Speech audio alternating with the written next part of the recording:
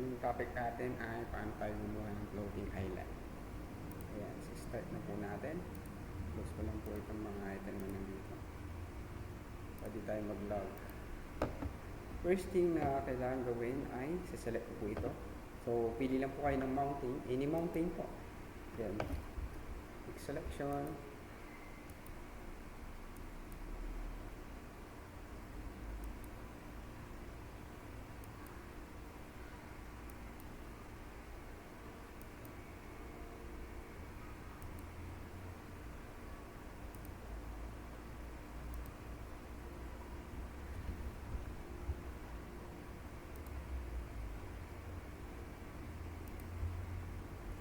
So, kung meron ng selection, next na pwede natin gawin, Ctrl J.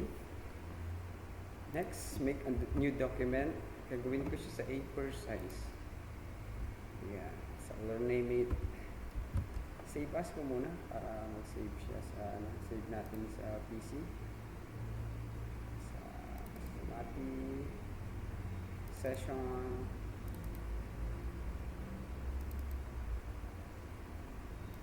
Excerpt 27.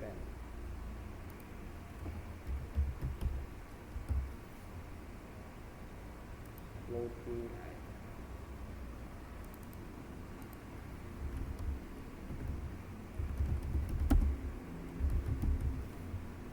Ayan.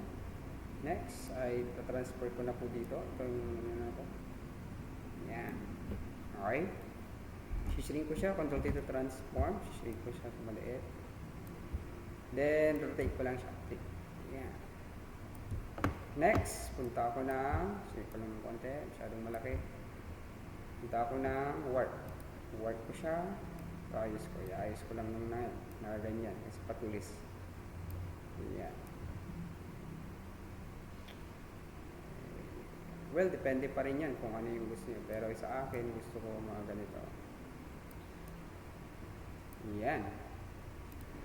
So, next na pwede natin gawin, close ko na po ito para di po ako mag-log. Ayan. Next, ay maglalagay ako ng surface ng land. So, since pabilog siya, ang next na pwede kong gawin ay gagawa ko ng eclipse. Ayan. Ganyan po yung eclipse ko. Ayan. So, may fill po siya. Try kong lagyan ng fill para makita nyo. Ayan. And yung stroke natin ay naka-disable. Ayan. So, ganyan po yung magiging interface ngayon ng LAN ko para makita natin. Control to transform. Pwede mo ganyan, reposition. O pwede ganyan. Well, depende pa rin yan sa kung anong gusto mong magiging outcome ng manipulations mo. Alright. So, ikaw yung magmamaniobra ng design kung ano yung maisip mo na design. But this is only your guide. Okay? So, this one, sasakto ko lang siya, control to transform, and then warp. Yan. So, dito, yung overlapping ko po na nandito, pwede ko na po siyang i-manage or pwedeng i-hide ko para hindi siya ma-compromise or masira using brush, which is yung masking na ginagawa natin. Hide ko lang siya.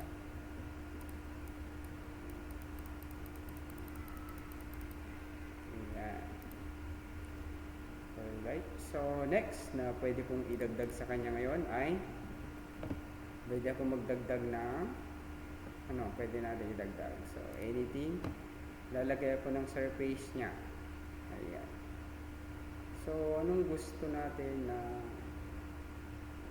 mailagay dyan? Gusto ko may dagat. Ayan. So, yan. Natin yung dagat. Okay. So, may dagat na tayo. Ang next na gagawin ko sa kanya, ilalagay ko siya ngayon. I-click mask ko siya ngayon doon sa eclipse.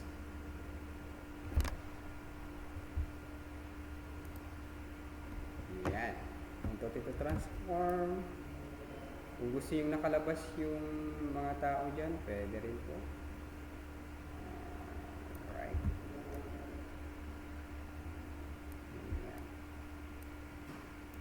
Alright, next. Na pwede nating ilagay ay maghanap din po tayo na mountain. Ayan. So, ito, pwede kong ilagay itong mountain na to. Lagyan natin doon, drag natin sa doon. Ayan.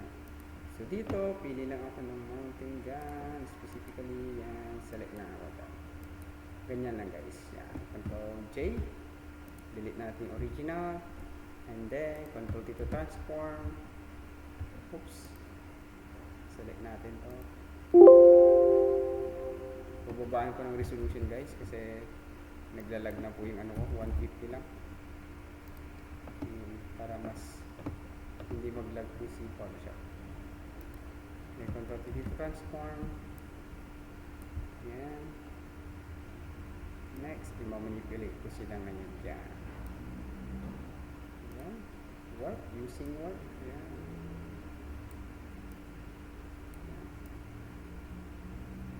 Depende pa rin yan kung anong gusto mo maging preview mamaya.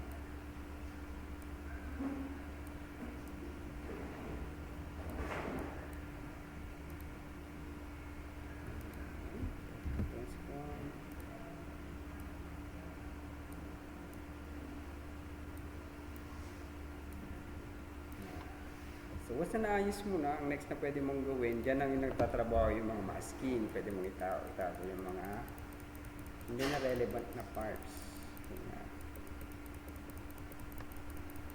Okay lang yan guys, kasi kung nag-edit kayo, ito hindi maganda yan. Pwede naman natin ibalik siya for anytime. So, pwedeng export natin siya. Sobrang guys. Kaya, importante na alam natin gamitin yung masking. Yeah. Next na pwede natin mailagay dyan, simple pa natin. Hanap pa tayo sa unsplash.com. Trees.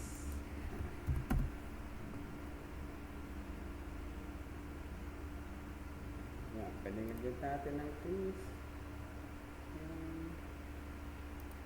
Download.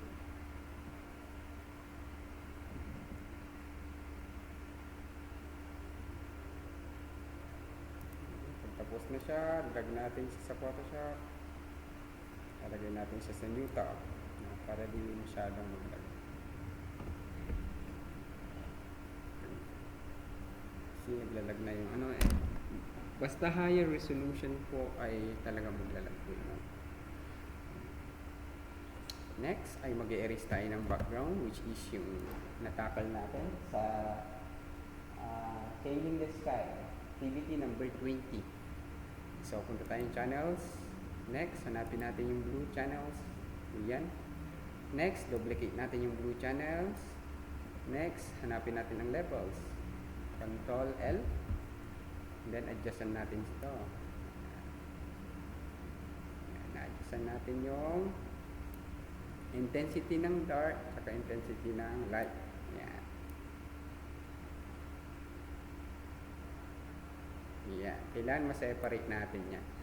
Once na okay na, yung part na to ng light, i-intensify din natin. Gamit tayo ng brush. Ay, hindi ko pinalitan yan. Normal lang. So, white. X. Foreground is white.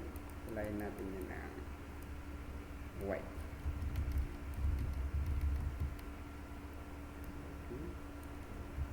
This part.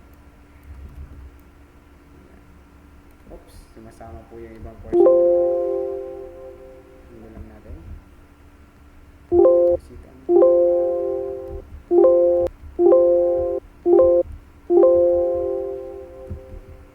Yeah. Brush. Dahan-dahan din po guys. Naglalag na po yung laptop. Yeah.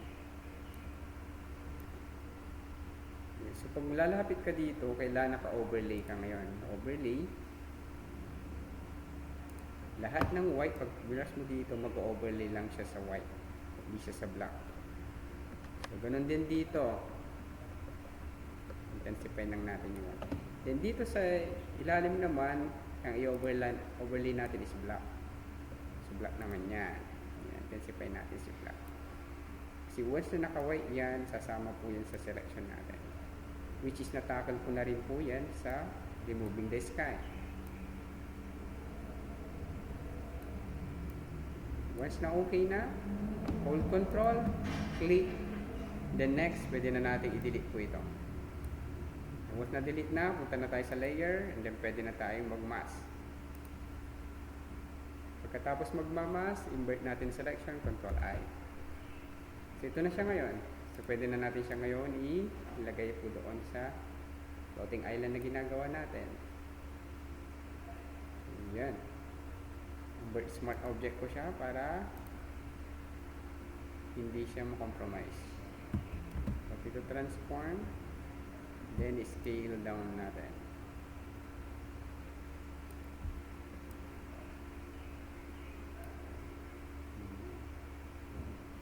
Depende pa rin yan sa gagamitin nyo mamaya na computer. Sa akin kasi nangangain na naglalag na siya.